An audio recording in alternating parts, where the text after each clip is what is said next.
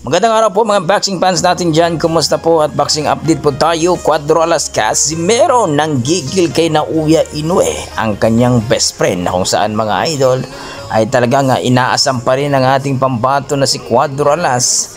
Nag-iisang angas ng Pinas na makakalaban ang nag-iisang monster ng Japan mga idol. Ayon sa ating mga boxing fans, ito daw talaga ang dapat maglaban. Malakas sa malakas, 4 Division World Champion si Naoya Inoue at 3 Division World Champion itong si Casimero. Ang advantage lang daw ni Naoya Inoue mga idol ay maganda ang kanyang promoter at talagang aktibo sa laban. Samantalang si Casimero mga idol hanggang ngayon daw ay hindi pa daw nakasiguro kung mayroon ng promoter. Pero ayon sa balita ay mayroon na itong bagong promoter at bagong manager. Kaya maganda mga idol kung totoo ito.